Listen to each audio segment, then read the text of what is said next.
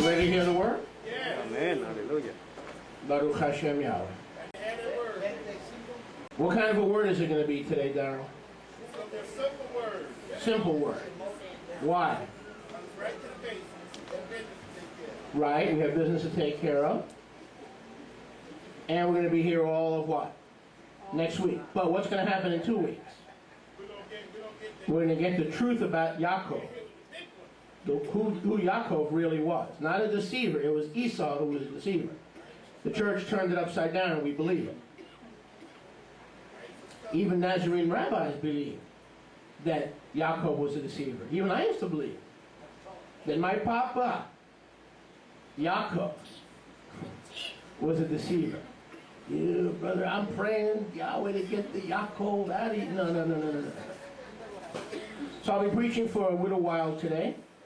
A message entitled, and I got to be honest with you because I kind of cheated. I took one of the old sermons and I kind of repackaged it. But that's okay because most of you weren't here then, so it's all right. This is repackaged good stuff. The gift of service. The gift of service. Rachel? Now, of course, this has nothing to do with the fact that we need help for the conference and we need as many volunteers as we can get. Don't even try to make that connection. But nevertheless, sin embargo, this is the gift of service. Shemot 25:2. Speak to the children of Israel, Yahweh said to Moshe Rabbeinu, that they bring me an offering. Every man who gives willingly with his lay, circle that word, willingly, you shall make my offering. Meaning, if you have an offering for Yahweh, but it's not willingly, it's not Yahweh. He doesn't want it. If you come to Shabbat because you have to, it's not willingly, it's not an offering, then it's not from Yahweh. Yahweh does not receive it. It is an offering, but it's not Yahweh's offering unless you are here because you love Yahweh's house. And if you love Yahweh, you love Yahweh's people. The Hebrew word for willing is the Hebrew word nadu. And I assume if you're here today, you're here because you love Yahweh and you love His people. The Hebrew word for willing is the Hebrew word nadu, N-A-D-U, meaning a motivated spirit or a motivated heart. Yahweh desired the tabernacle to be built in the wilderness, the Mishkan, by willing hearts that were incited and compelled to volunteer. So in Yahweh's eyes, the most kosher offering is the offering that makes you DBA, volunteer, doing business as a volunteer. Your Arms to Israel does business as B'nai Yeshua, does business as Yadi Publishing. What is DBA? Doing business as.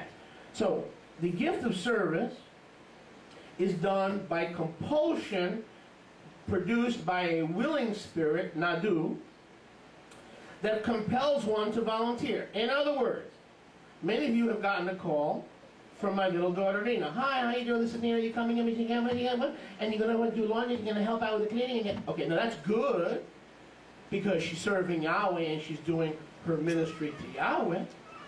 See, but a willing heart is, I had about 3 or 4 what I consider nadus, can-do nadus, when it comes to this conference. I had one brother say to me last week, he said, I am available, I am here to help you with the conference and whatever you need. That's what Yahweh's talking about. I didn't have to call him, I didn't have to go to him, I didn't have to knock on his door, I didn't have to have Nina. Now I'm not condemning anybody. Nina had to call people to remind them, even people who did volunteer. But the point is that a willing heart and a willing spirit that is under compulsion to volunteer is someone who does it because they are compelled by the Ruach HaKodesh to volunteer. So these individuals came to me and said, look, I know you have needs for the conference. Can I pick people up?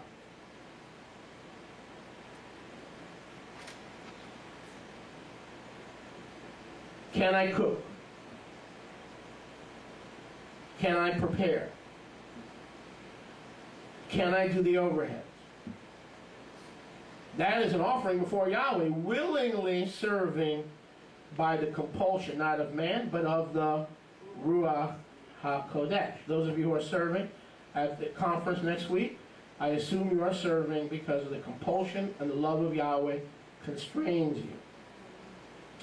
Yahweh's purpose in the Mishkan was to dwell with them, with the people of Israel. Those who conducted Yeshua's business conducted it as volunteers, doing business as volunteers. DBA, volunteers. What is your name? Okay. DBA, volunteer.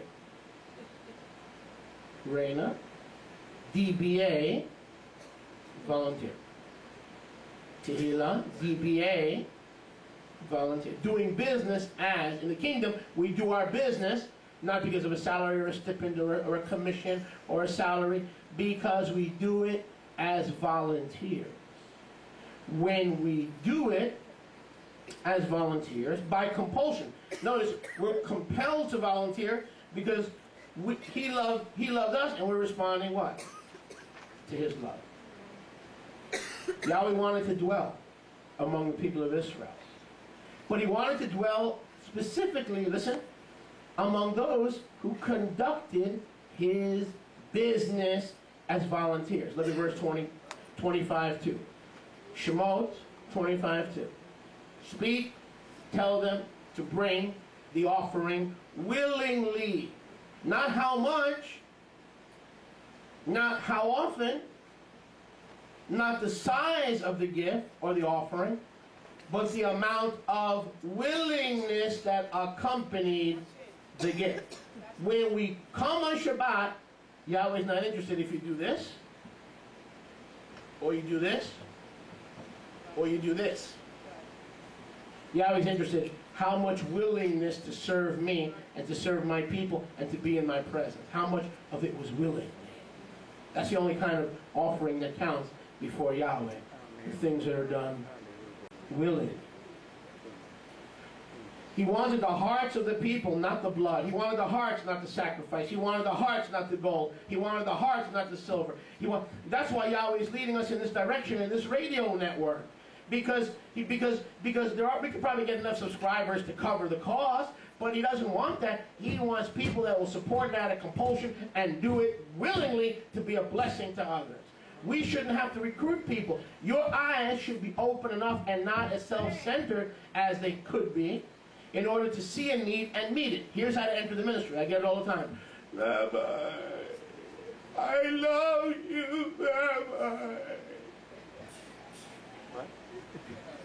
I'm not doing anything. I'm looking for a ministry. I'm looking for a ministry. Dancing, singing, worshiping, dancing, planting, vernichten und bunten. Some of the people that left this congregation because I didn't give them a ministry as if I could give anybody a ministry are still looking for their ministry and they still haven't started their website.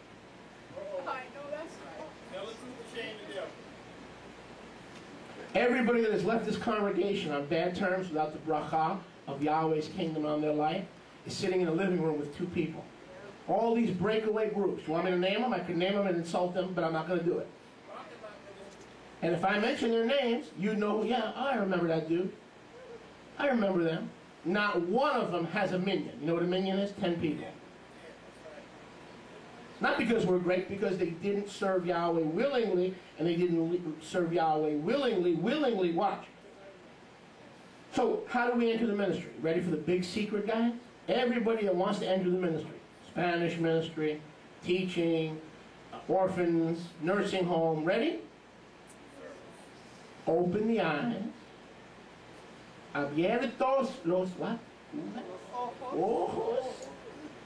See a need. Reach out to that need. Meet that need. You're in the ministry. Welcome. You see babies crying, and you see babies need to have their diapers changed. Take the baby, go into the ladies' room, change the baby, give mama and papa a break. You have now entered the ministry. See a need, find a need, and you meet that need, and stop looking to Abraham to meet that need. Uh-oh. Stop looking to Raul. Well, Raul will take care of it. Well, what happens if he doesn't? What happens if this is your ministry that Yahweh has given you? So how do we enter the ministry, guys? We see a need, we acknowledge the need, and then we meet the need. Wow, what a radical concept that is. And many of us do that. And that's why you serve Yahweh willingly. Yahweh said he would dwell with Israel. The people that come here on Sunday morning, they come willingly for the homeless ministry. They are in the ministry. It may not be what you thought the ministry would be, cooking rice, but you are in the ministry. You're meeting the need of the homeless. You've entered the ministry. You don't need an invitation. Yahweh said he would dwell with Israel because of their demonstrated love of responding to his love. It is a love that does not bother to count the personal or the physical cost. It is a love that does not count or entertain the personal cost or the lies of the enemy or the loss of reputation. Well, I'll have you to know that I used to clean toilets out in the world, and I used to be in the messenger business, and I was a messenger, and I'll be darned if I'm going to clean toilets in the synagogue. I do that all week, see? That's not a willing spirit. That's not a willing offering. It is, Yahweh says the gift of service is a compulsion, a love compulsion, that doesn't bother to count cost, physical or personal, but rather, and the lies of the enemy and a loss of reputation. Now look at verse 3. I'll keep it simple today. Turn to your neighbor and say he's going to keep it simple today. Shemot 25:3. Can't get any simpler than this. Gold, well, let's just read it. Shemot 25:3. Shemot, the gift of service. The gift of service. This is the offering you will take from them if they give it willingly. If they don't give it willingly, don't take it from them. Yahweh's the same way. You can sing, but not worship willingly. You can attend Shabbat, but not be here willingly. Yahweh will not take it from you, neither will he let his servants take it from you. But if it's given willingly with a tov leh, a desire to serve me on my kadosh day, among my kadosh people, in my kadosh dwelling, then you shall take it from them. Notice, Moshe couldn't just have his hand out. Fill my hand, put it in my hand, fill my hand. Moshe couldn't just hold his hand out. Moshe was only allowed to accept the gifts and the love of the people if they gave it willingly. And how many times have you heard me say, brother, if you're playing games with Yahweh, if you don't want to give, if you think we're making, just keep it. Baruch Hashem Yahweh. This is the offering you will take from them. Gold, silver, and brass. Again, gold, silver, and brass. Gold, listen. So did Yahweh say, Moshe, when the people of Yahweh want to give me the gift of service in building the Mishkan in the Midbar, just whatever comes in, be glad. Whatever comes in, take. Is that what he said? No, he says, here is the only things that are given willingly that I will accept. Am I boring you? Gold represents the purity of King Yahshua, who is receiving the offering. So we just can't. That reminds me of the people that we used to collect our tithes. We can talk, right? We're at Mishpacha. And this woman never tithed. She never saw that was necessary for her to tithe. But what she would do is she'd buy bagels, and she'd buy cream cheese, and she'd buy a layer cake, and she'd throw the receipt into the pushki and goes, "This my tithe." Very nice, darling. Nice Jewish lady. Now. Nice Jewish name. But there was a problem. It wasn't gold. And it wasn't silver. And it wasn't brass. It was a ticket. Designed to get, see, Rabbi, look, see the receipt? I'm doing something. Moshe wasn't even allowed to receive the offerings to build Yahweh's house, his Mishkan, representative of his what? Kingdom. When we build the house of Yahweh in North Miami Beach, it is a type of the greater body of Yeshua and the building of the kingdom. Make sense? So it's got to be with a willing heart, and the gifts must be gold, signifying you realize that you're giving your gift, your service, your allocation, your time to the Melech HaMelachim, the Adon Hadonim. Then he said it could also be silver. Silver represents the Talmidim and the refining process for those who are giving the offering, meaning that our lives are a work under progress. And so a silver is from a disciple who obeys Yahweh in all his ways. You can't just do your religious duty because of tact and rote. You have to have a life pleasing to Yahweh, or someone who is serving Yahweh Monday through Sunday, meaning my life is symbolic of the brass offering before Yahweh. My life is brass, and he's refining me through the refiner's fire and purifying the sons of Levi. So meaning before you can throw something in the basket on Shabbos,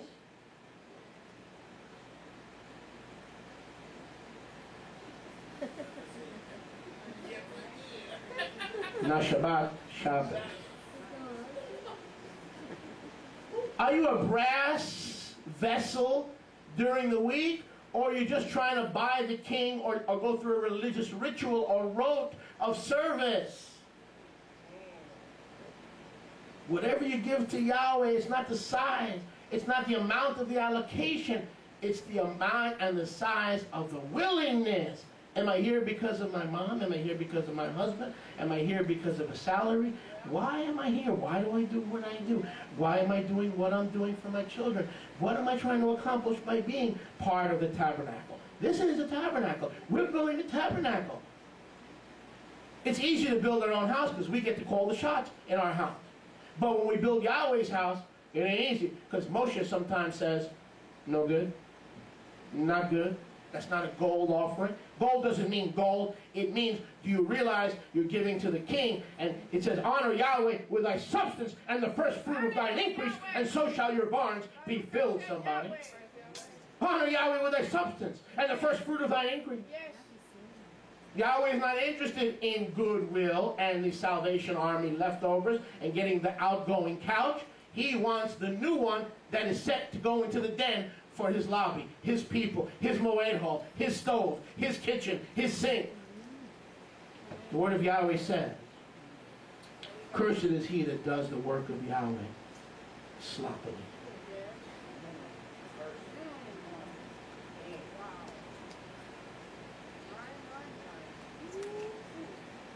And sloppiness can be a sloppy attitude.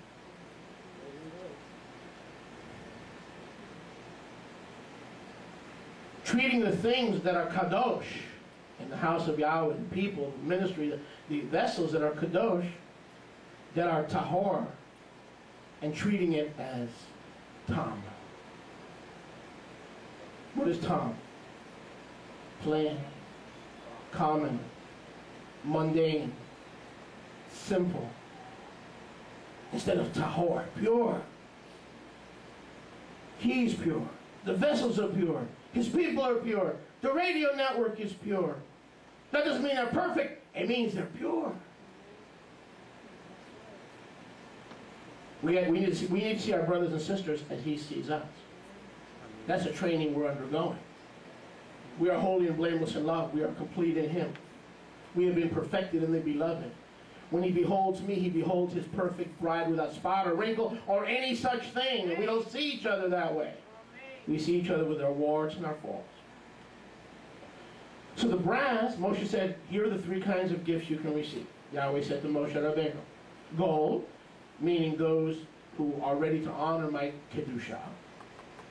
Silver, indicating that those giving the gift realize they are a Talmid, they are the clay and not the potter. And then lastly, in Shemot 25, verse 3, we have brass. The brass, listen, is symbolic of the finished product after the refining, the wholeness, or the shalem, the healing, the peaceful wholeness to those who willingly lose their lives for his sake. I believe it was the Master Yahshua who said, if you seek to save your life, you'll lose it. But if you lose your life for my sake, you will find it. So the brass symbolizes those who are